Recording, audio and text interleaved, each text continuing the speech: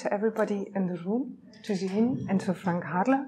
A warm welcome to this book discussion, which is a cooperation between ReCentGlobe, the Leibniz Science Campus, Eastern Europe Global Area, as well as the GWZO.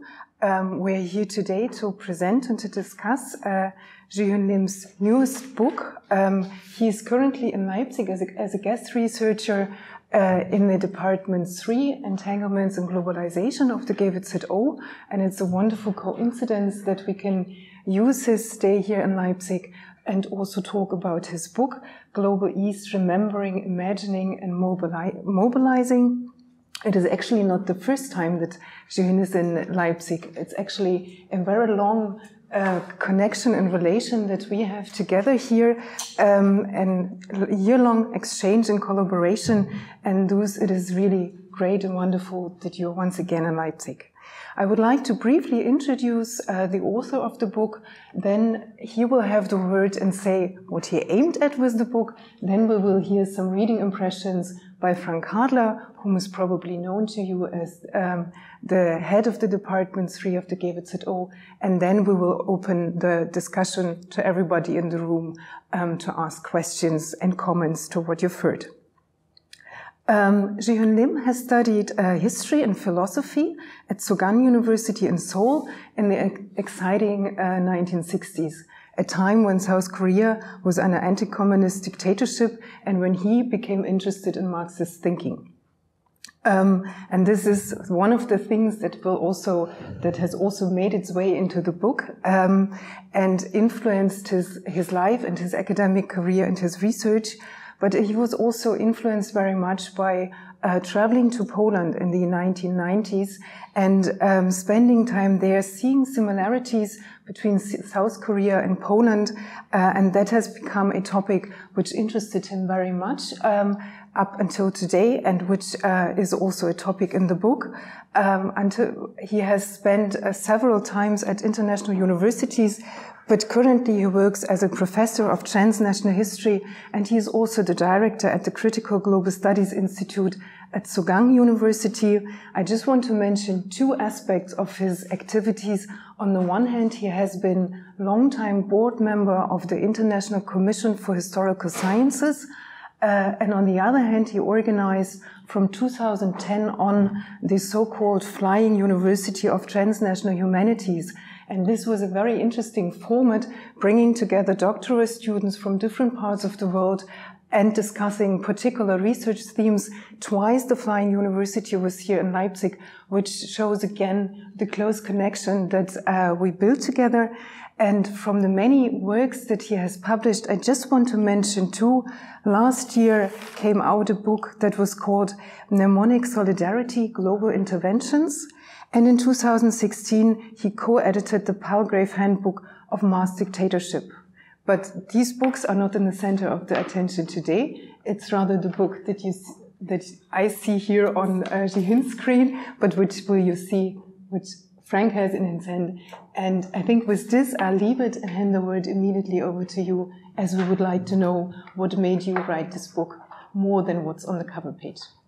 Oh, thank you very much, Katja, for very kind introduction, and thank you very much, Frank and Matthias, for arranging this very exciting meeting. I'm really excited to have a chance to talk over my book with all of you in Leipzig. I would say I used to call them Leipzig Mafia of global history, transnational history. So I'm really honored to be present in front of Leipzig Mafia of global history. I'm a little bit scared. Okay, this is on the first PPT, I cited Sławomir Mrózek, a Polish writer whom I like the most, and he's really full of ironies and satires. And I think the one part from his the play Contract, I found a very interesting sentence which reminds us of how the East and West are constructed in our everyday lives. Quote, I'm from the country which is located in the East from West, and in the West from East. So this is one of a hero in his play. Just wrote about, talked about his original birthplace, This is a very interesting thing, and this is very intriguing to let us think of how the West and East actually was constructed in the reciprocal interplay of in our everyday lives and historical imagination. And next one is, this is, the book, edited by Frank Hadler here.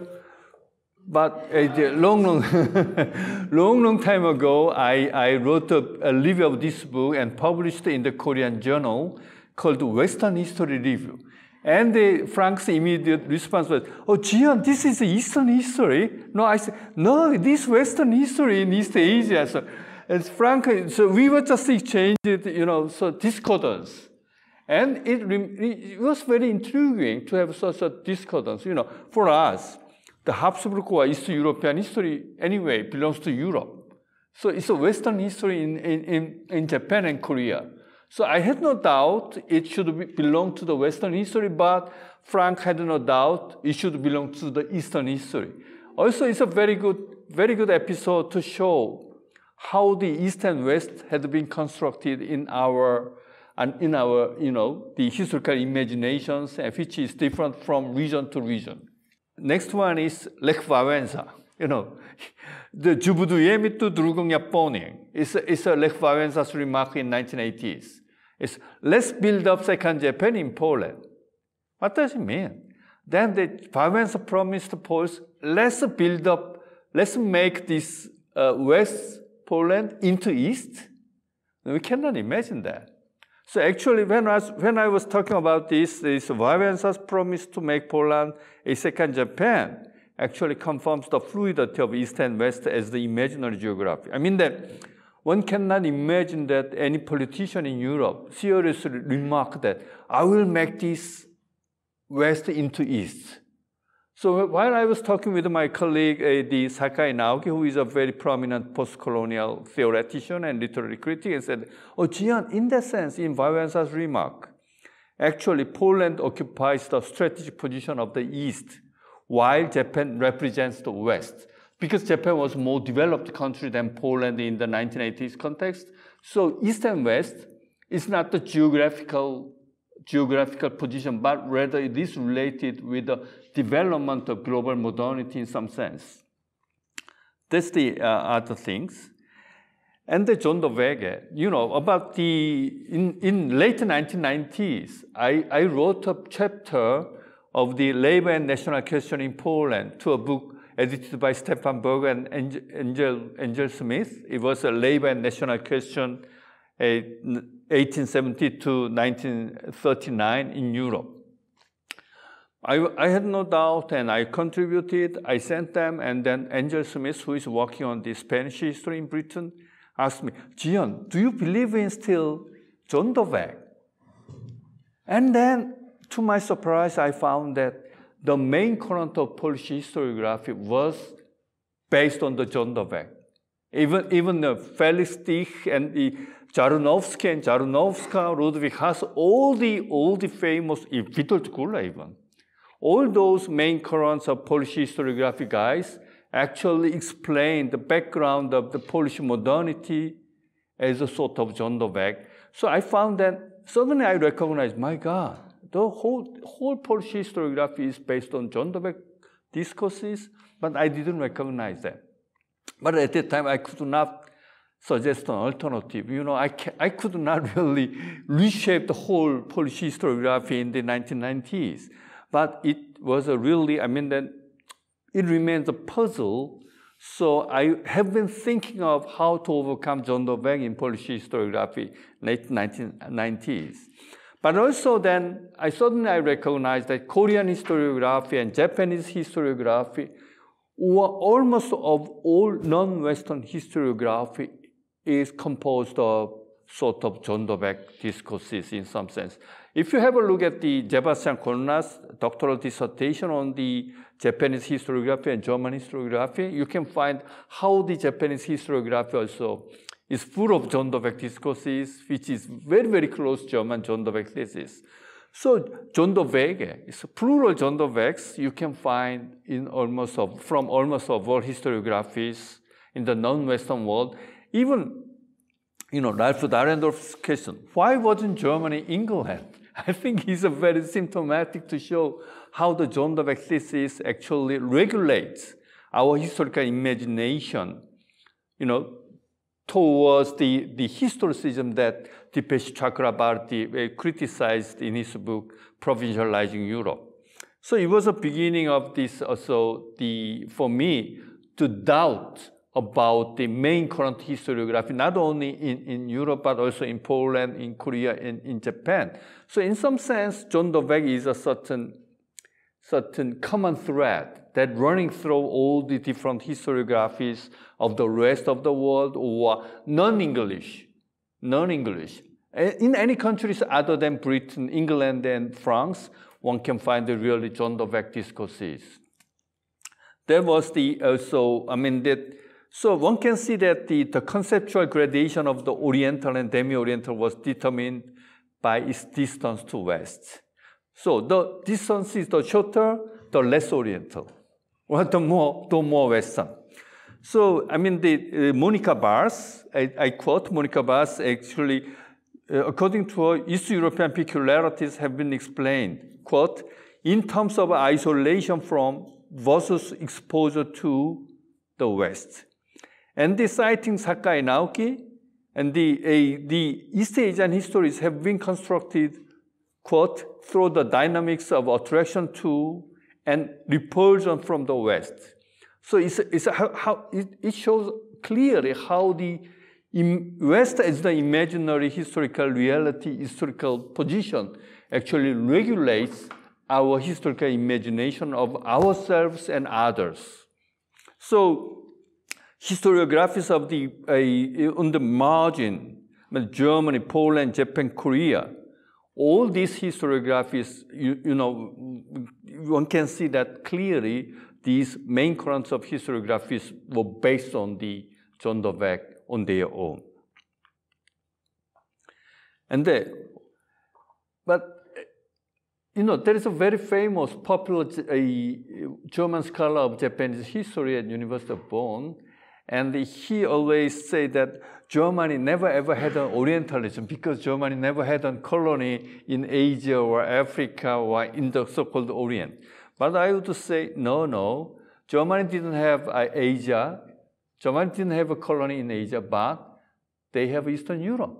Germany has Eastern Europe. So I think the Ostforschung in Germany is actually typical conceptual tool to orientalize its neighbors, Slavic neighbors as German is Orient. So in a sense, Ostforschung is the German Orientalism with no colonies in Asia and Africa.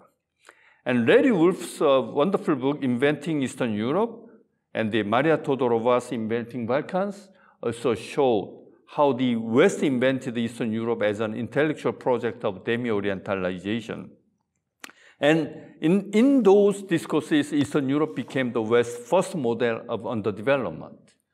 So I think that not the geographically, the German Ostforschung is not about geographic Asia or geographic Orient, but in the logic or grammar, it's historical grammar of discourses, one can see that German Ostforschung also can be understood as a part of Orientalist discourses.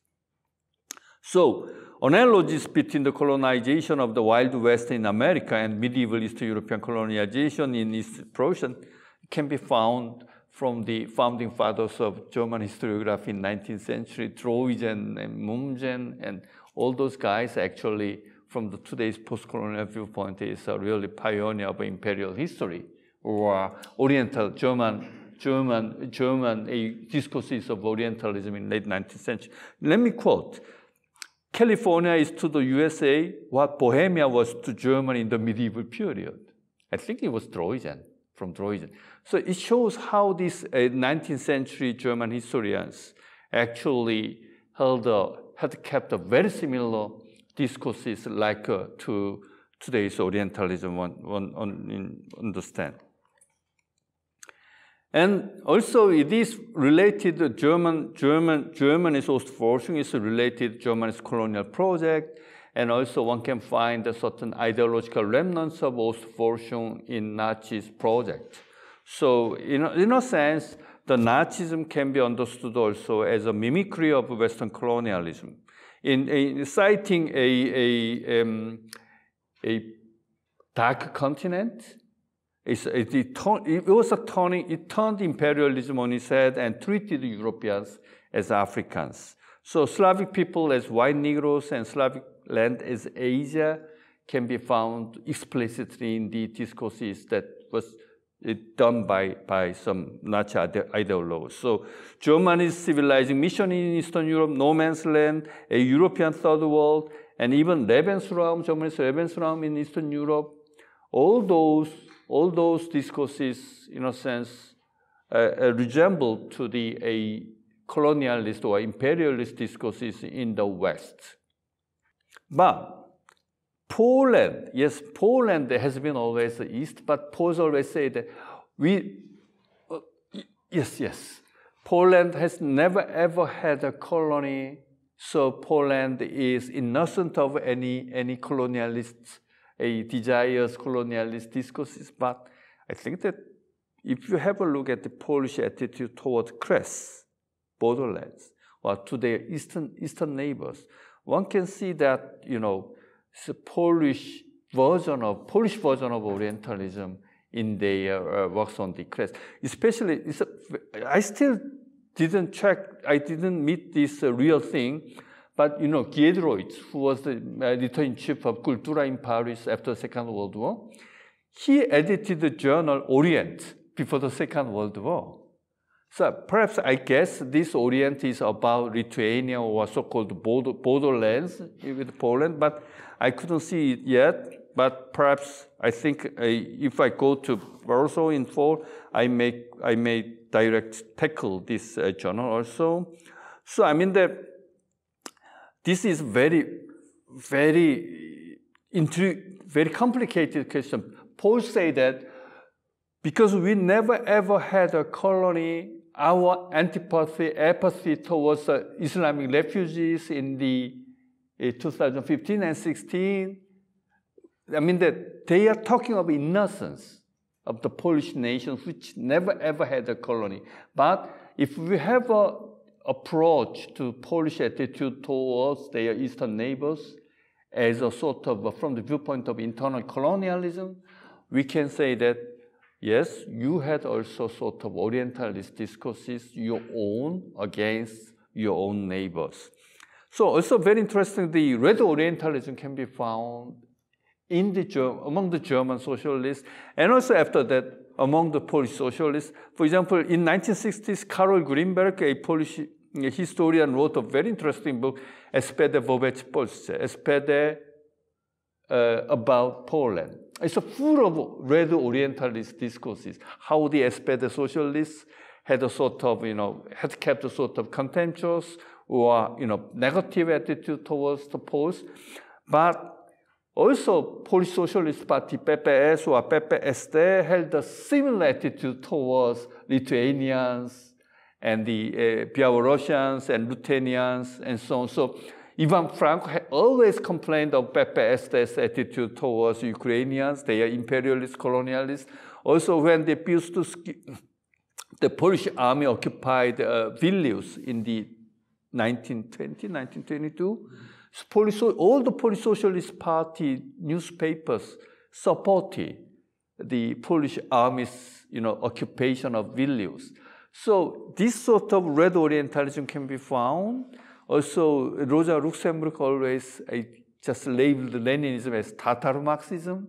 And Clara Zetkin always complained of Karl Radek and the Bela Kun as Turkestans. I think that Clara Zetkin definitely knew that this Radek is a Jew from the Russian-Polish borderland, and Bela Kun, but she, in a private letter, she used to talk of this Turkestans. And also, if you read Alexander Watt, he was the very famous Marxist literary critic in 1920s, 30s, and who was a very close friend to Mayakovsky in 1930s. But he was, interrogated by NKVD during the Second World War. And every 2 pages he said, oh, these Asiatic face and encounter interrogators are always described as people of Asiatic face and so on. So all these things shows that even among the leftist intellectuals, there has been a very strong tendency of Orientalism on their own towards their Eastern neighbors. Yes, but same thing can be found in Japan. You know, Japanese, especially after its victory in the Russo-Japanese War, Japan thought themselves as a part of West. So Russia remained part of East. So I mean that Japan's Orient, in Japan, Toyoshi, Oriental history, means history of China and Korea. While Japan did not belong to the Oriental history because Japan was closer to the West. Even the Japanese, the feudalism, discourse of Japanese feudalism was exceptional only in Japan, among the Asian countries. So Japanese feudalism was a landmark to show that Japanese history was very similar to the Western history, something like that. So one can see the formation of Japanese Orientalism, especially since the Russo-Japanese War, and then Japan regarded itself as a part of the West. So similar thing can be found also among the Japanese Marxists. The Asiatic mode of production discourse was quite popular already in 1930s in Japan. Do you know why? Because Japan had a feudalism through which Japanese could develop its own capitalism, while China and Korea and all the Asiatic countries, Central Asia, held the Asiatic mode of production, which actually made those countries stagnant, right? So even Japanese Marxists view a Japanese historical course as similar to the British English course is totally different from the other Asiatic countries. A development, historical development, which was caught by the Asiatic mode of production and its stagnancy. Finally, yesterday I found this poster in Leipzig. It's the Sons of the East. Which East these guys are from? Looks like I don't know, but this is 22nd of July. I started knocking around. I don't know if this is Leipzig people, or from Russian people, or from Poland, or from East Germany. So I was really intrigued by this poster yesterday. Okay, I'll stop here. Thank you very much. Yeah, thanks from my side as well, Jie-Hyun. There have been points in your oral presentation I would love to react on, but I will put it for later. But because we have here this occasion to fill in a format which is called Druckfrisch. It's a very German word, but it means it's fresh from the press. And this book is really fresh from the press. It's from Columbia University Press. And it came over by Amazon, reached me last week, and our author came over from the other side, from the east, with Lufthansa and the train, and he is, as Katja mentioned, a guest researcher in our department, and will be here available for any kind of question, not only concerning the East, until the second part of August. And perhaps he will let you know what is this. If you go there, then you just and this book launch today in the Druckfrisch format is visible because these are all books having been Druckfrisch in the last years and months. And please feel free to have a look. It's not only staffage, it's really a production of the institutions which decided to have today a joint venture. And you can see the banners. My Institute, and the SF3, and Global Dynamics is ReCentGlobe. EGA is lacking, but is in the room, So it's really a joint venture, which makes us very happy that we can do that. Back to the book. The book is volume number 18 in a book series called, let me have a look, Asia Perspectives. Asia Perspectives, and is of the East Asian Institute under the leadership of Carol Gluck, who might be known to some of you because she was very in close contact with Leipzig, because she's the leading historian on Japanese history in a transnational perspective. The book consists of 10 chapters based on studies made and published during the last 20 years, studies being published in English mostly. Chapter 8 is the oldest one, on court historiography compared in Poland and North Korea. And it goes back to a paper Jie-Hyun Lim gave at the World Congress of Historical Sciences in Oslo back in the year 2000. And this was the occasion when we met first, which was organized by the then doyen of the history of historiography, Georg Iggers, another figure very, very close to Leipzig before he died a couple of years ago. The book, these 10 chapters, are structured in 3 parts, and you see them on the cover. I will circulate the book in a minute. Remembering, imagining, mobilizing. The question is remembering of the Global East, or the Global East is remembering us on what? And mobilizing for what? Have a look in, you will find out. These 3 parts are neither chronologically ordered, not directly related to each other. It's all in flux, but thematically interconnected. And they are mirroring the research interest of our guest today and of his intellectual achievements. He gave us a hint what he's doing as a historian and as he called himself, a memory activist.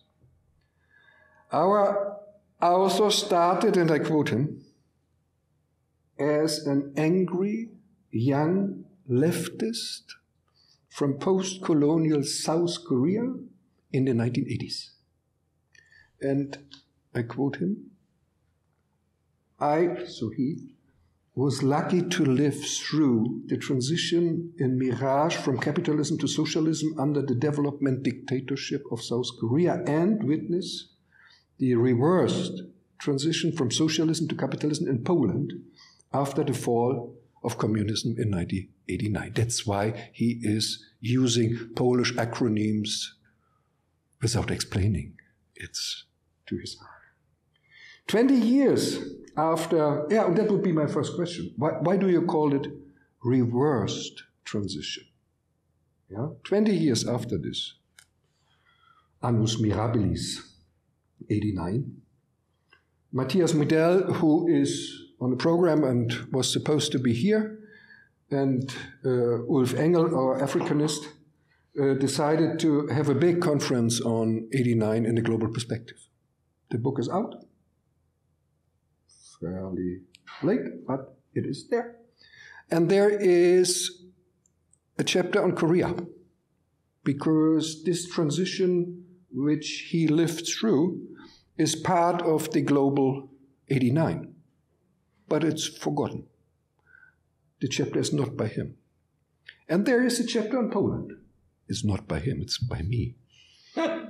And the 2 stories are in that volume because they belong to 89 in a global perspective. But the thematical interconnectedness of these transitions, which I would call twofold or doublefold instead of reversed, were followed, these transitions, by Jie-Hyun Lim in teaching and research for the next 20, almost 30 years. And he describes this very good and touching in the introduction of this book. And as you had seen, he is still working on it, and not by chance. He is continuing after the stay here for a whole semester, which is a sabbatical, to Warsaw, to work on Ostforschung. There's the East again. Concerning the title of the collection, I would recommend reading to start with chapter 5. Imagining East, Configuration of Orient and Occident in the Global Chain of National Histories. And this chapter has the motto which he started with. I am from a country which is located in the West from the East, and in the East from the West. That's not Korea, it's Poland. But seen from Leipzig, Poland is our neighbor in the East, directly neighbor of Saxony. But seen from Seoul, from a faraway country, it is in the West, as he said.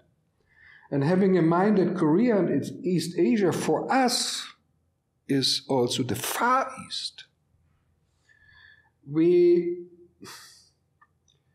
must take into account for a moment at least what Jie-Hyun Lim marked as imaginative geography.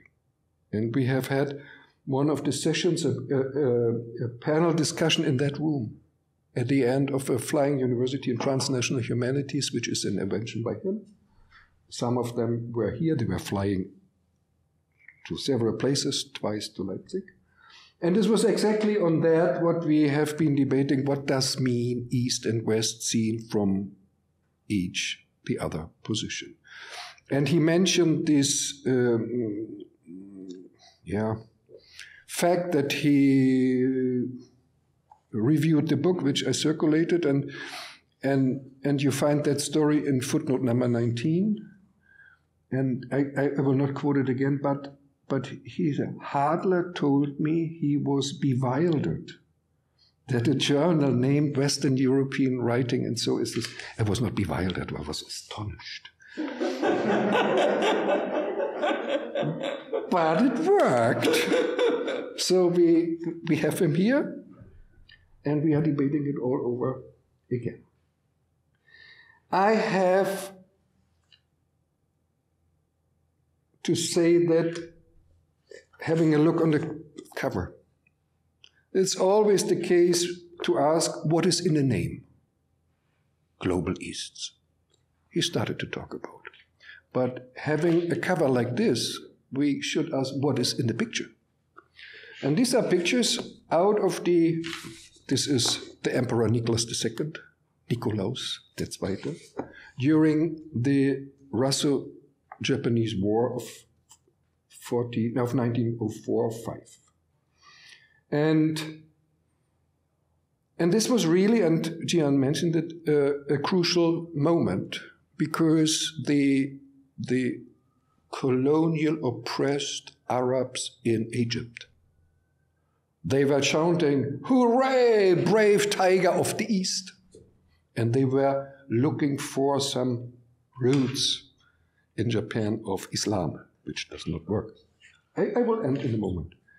And this war brought together, have in mind what he said about Wałęsa and let's make Poland a second Japan. They met in Tokyo in July 1904.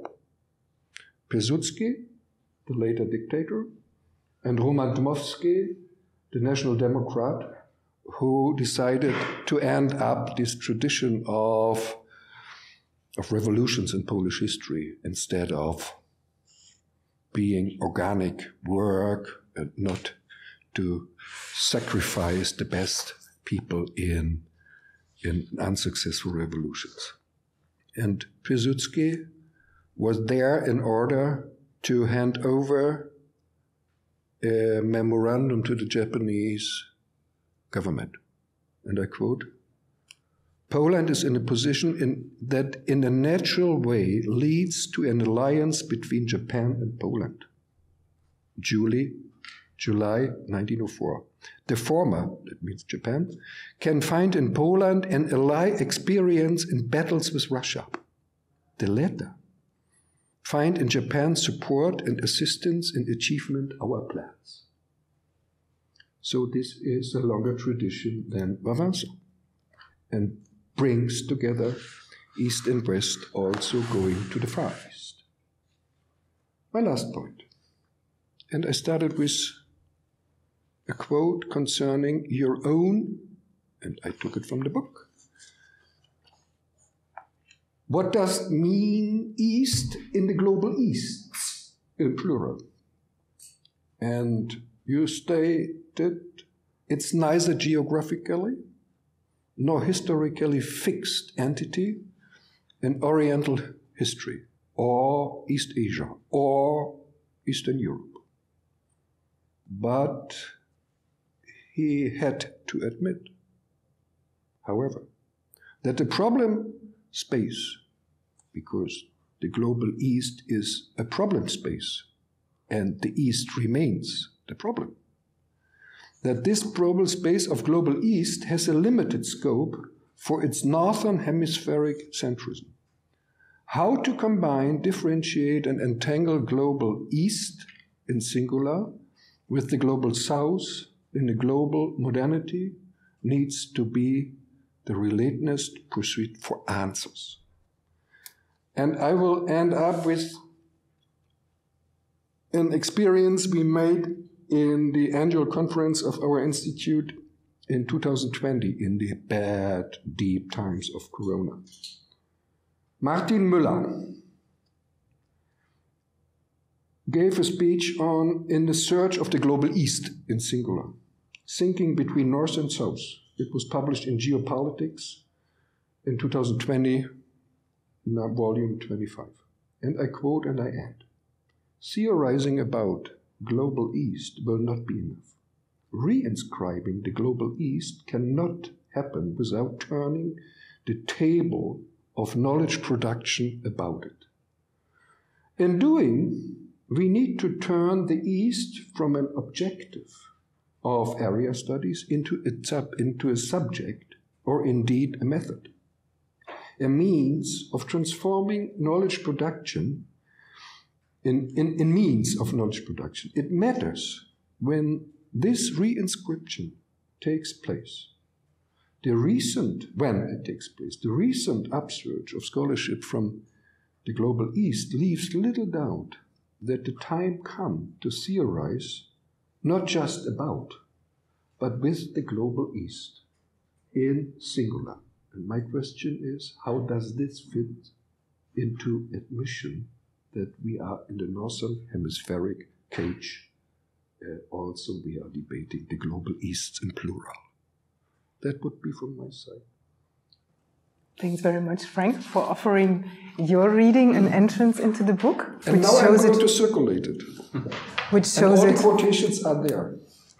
Which shows it from a completely different side, I think, than what we heard from the author. But that's the interesting thing about having the author and a commentary. I suggest that you pick up some of the questions that or points that Frank raised, but then we indeed open up to questions from the audience. We've been talking already for quite some time, and that shall not be a monologue or dialogue or trialogue, but nevertheless.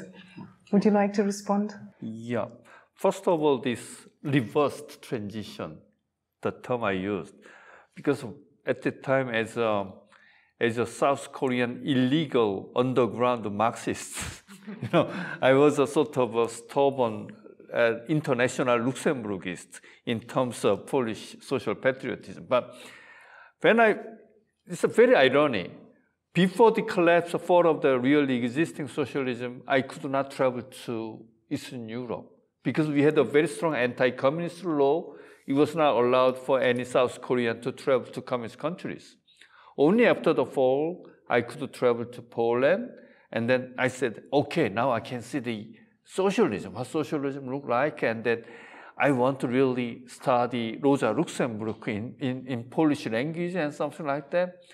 But it was a start, beginning for me to be frustrated what really happened in the really existing socialism. And also in Poland, I found my position of being Marxist, a stubborn Marxist, is an ultra-right-wing position in Poland, right? Because it is close to the nomenclatura, Communist Party nomenclatura.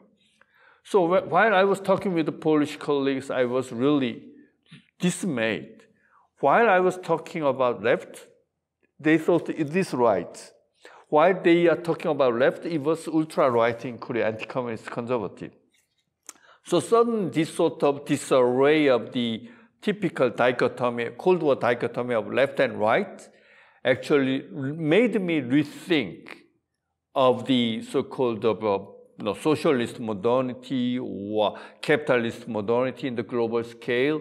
So conventional dichotomy of the left and right, actually rooted in the Cold War system, won't work anymore to explain the world.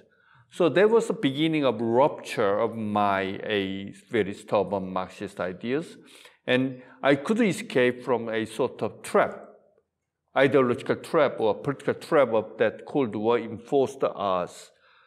So as in Korea, even Max Weber book was not allowed because, for Koreans, Marx and Max, they could not really differentiate between pronunciation of Marx and Max. So even Max Weber books were confiscated by the custom officials in the airport very often because, oh, this is Marx.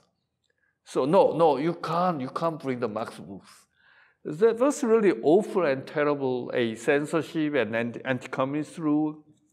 So that really deformed the proper development, intellectual development of my ideas. But only after the fall and only after my encounter with the really existing socialism, I could really begin to reshape my ideas. This is the beginning of this globalism. And second, but still, I was struggling in Poland. I spent the whole decade of 1990s to study Polish history.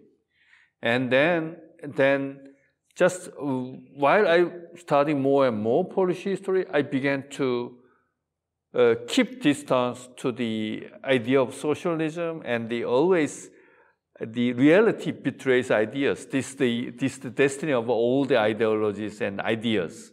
So this is very normal. So, but in that sense, I think that I began to doubt, for example, Marxist historicism, right? From the primitive accumulation of capital. Yes, primitive accumulation of capital was done also by Stalinist regimes, but also not only by the capitalist regimes. So people had suffered from the both systems and both ideologies. In Poland, there is a joke.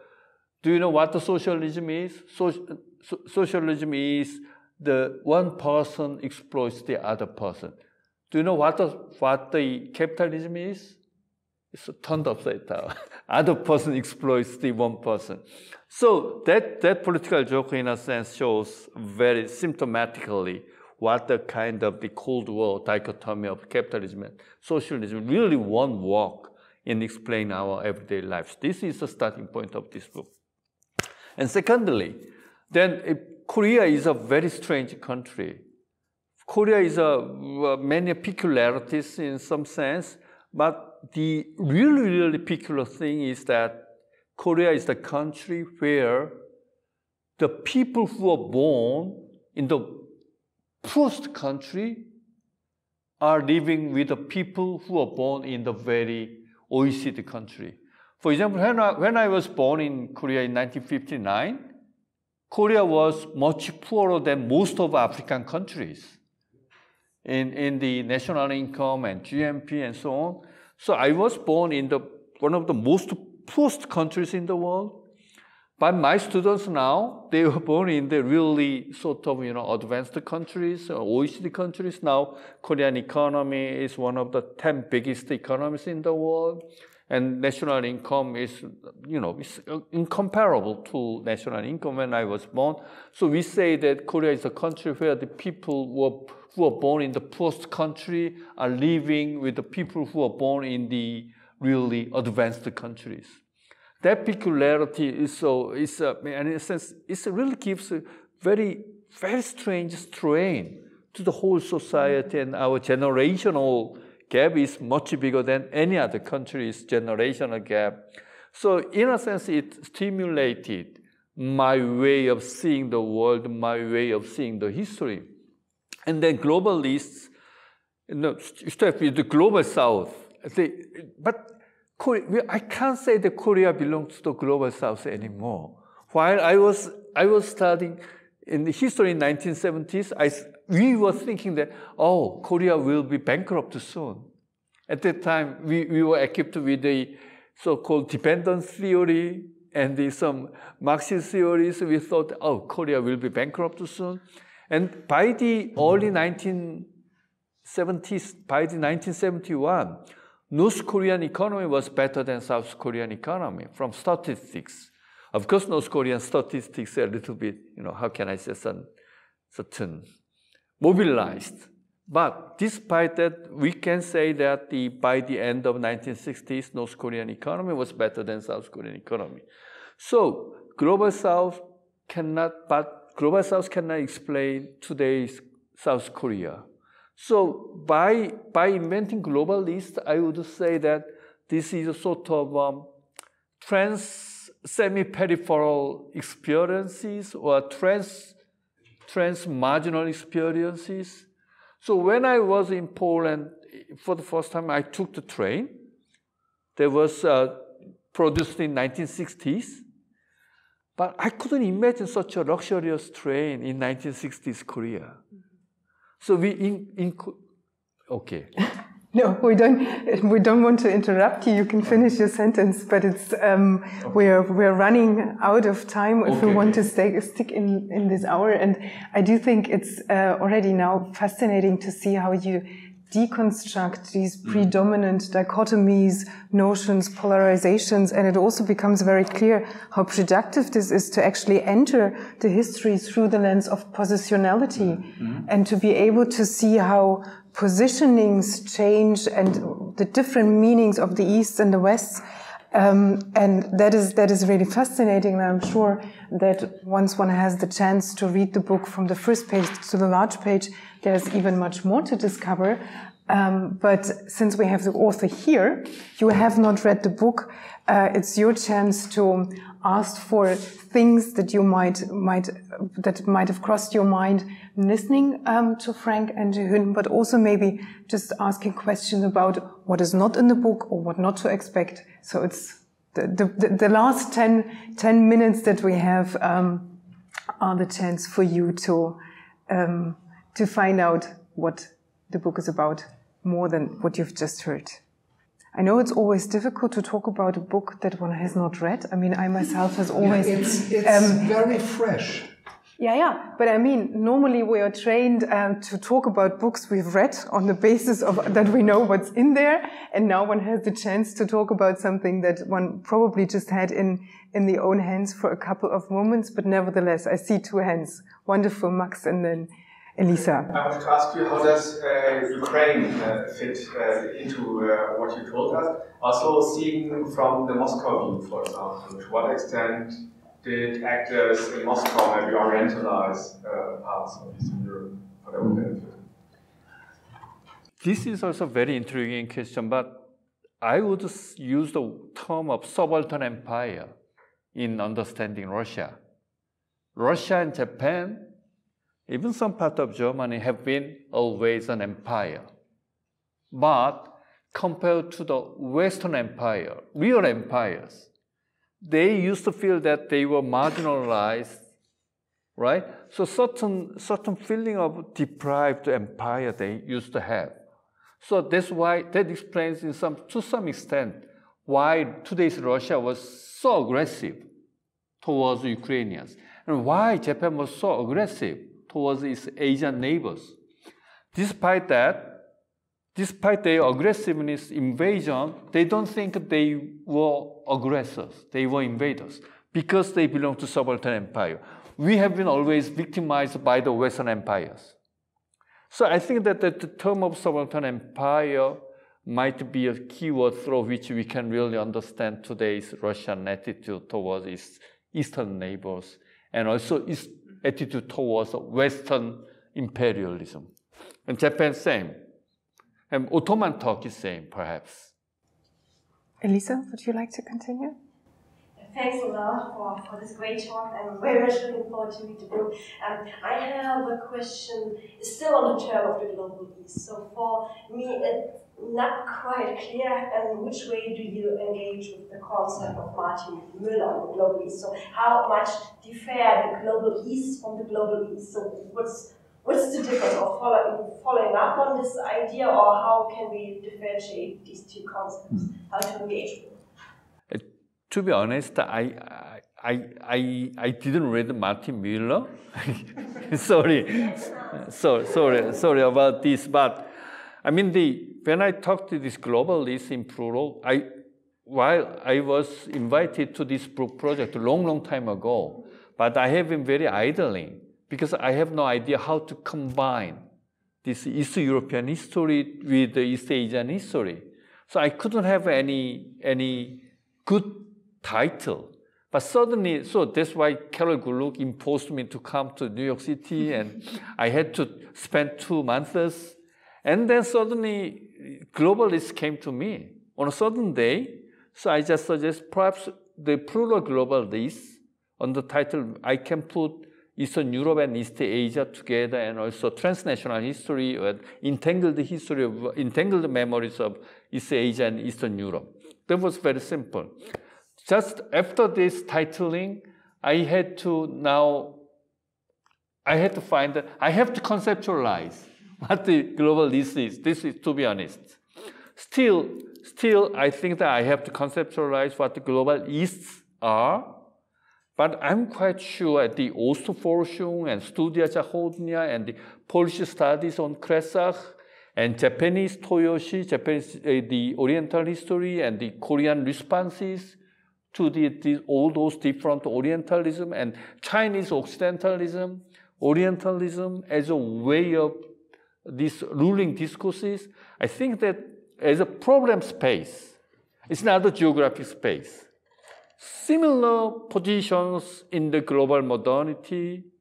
Some histories are sharing similar positions in the global modernity. And perhaps we may put these similar positions together under the umbrella of globalists, which is in between global south and west.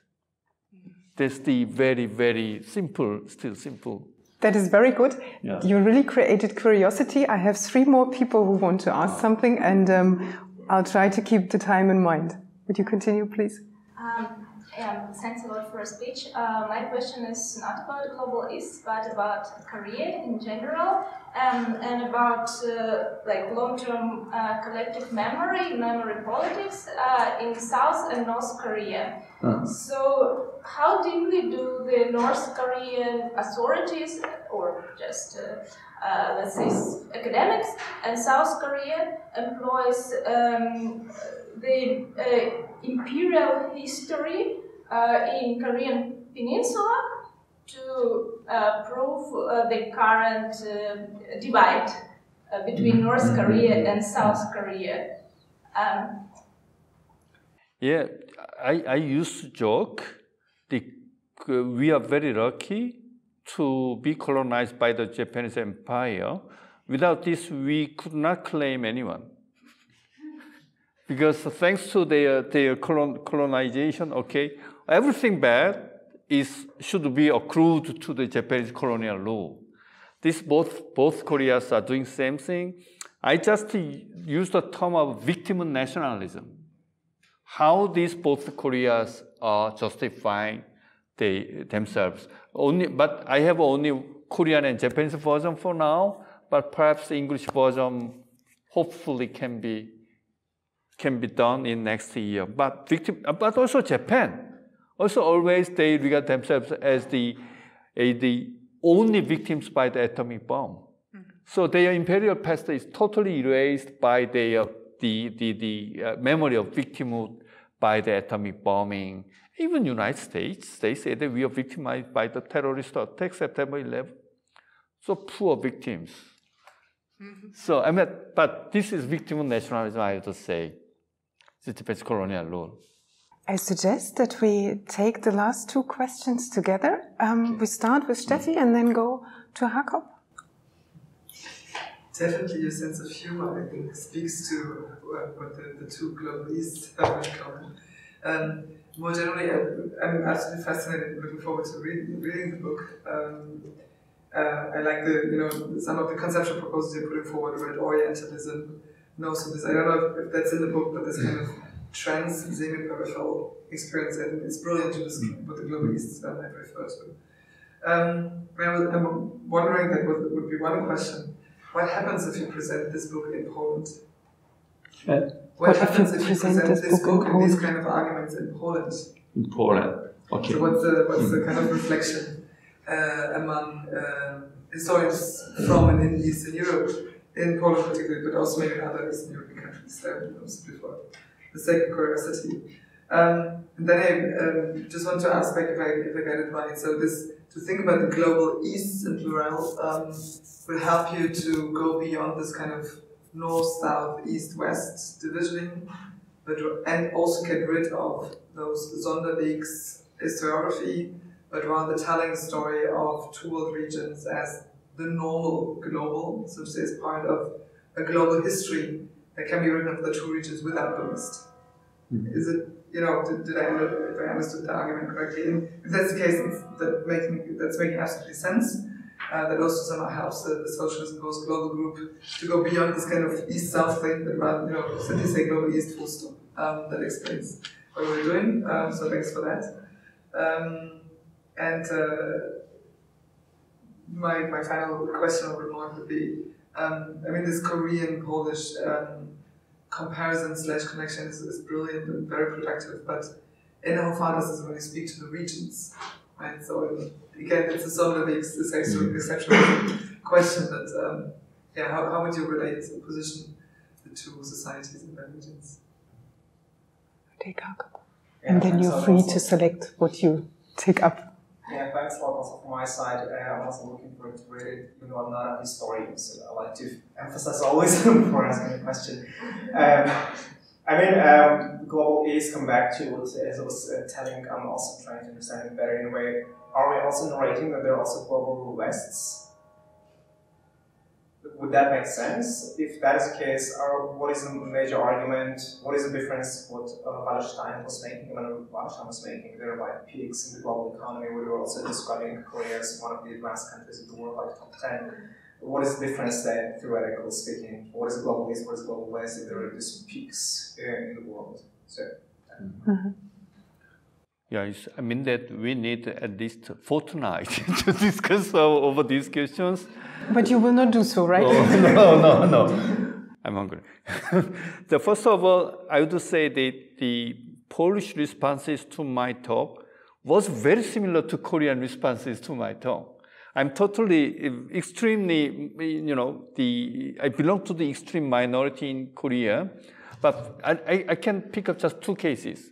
When I talk about victim of nationalism in Poland, and their response to my victim of nationalism, very angry response in Poland among young Polish students, were very, very similar to the Korean young patriots' response to my victim of nationalism. And also mass dictatorship. When I talk about this mass dictatorship in Poland, they said, you mean that our innocent Poles supported that bad communist regime? And in Korea, Jie-Hyun, you say that our innocent people supported that terrible military anti-communist dictatorship? I said, yes, but that's true. Then they really got angry to my remarks. So in that sense, it's very intriguing to find how close their responses to my talk beyond the border, long distance between Poland and Korea. And I think it tells something about globalists, what global is. And second thing is, global West, I don't think so. West is the West. West is the West. And then I think that the West has been always sort of a ghost. we never ever had a real West. West is always certain imaginative West also, but I think that this division of West and East also fluctuating. It's a rigidity. I mean, then after this Russian-Ukrainian war, I think that we can see the increase or intensification of division between East and West again, right? And also polls are always, when the Norman Davis, the published abridged version of Gas Playground on the title of Heart of Europe, she used to get very angry protest letters from Czechs. No, Heart of Europe is not Poland, but Czech. But means that to the Eastern Europeans, there is a very strong emotional stance against being categorized as East. Yeah. Nobody wants to be the East. Yeah, but I don't know. So even that attitude, the emotional attitude, can be also explained in terms of globalists, I think. It's Japanese also, they regard themselves not as Easterns, but as West. And Koreans said, oh, now we belong to the West. Oh, those barbarians, the East, the Central Asia, the Mongolia, and the South Asia, that's different. But this is a certain, in a sense, how can I say, that certain Occidentalism or Orientalism is still regulating people's historical imagination and also their way of mobilizing systems and their way of understanding the world. So still it's, I think, very present and very, very imminent struggle, imminent fight for us historians, I think. Yes. Thanks a lot for this personal and very interesting sneak preview into your book. I'm sure, I mean, you've seen the curiosity that it raised, so you see that there are readers coming up once the book has reached Europe through Amazon, which I learned takes a little bit of time, but we're looking forward to having the book. It will certainly also be here in the library available. I'm very glad that you're in Leipzig, that you took the time to sit with us together. Thanks also very much, Frank, for sharing your reading expression, and to everybody else. I think we know now what we could put on our wish list for the next birthday or for Christmas, but Christmas is still a little bit far away.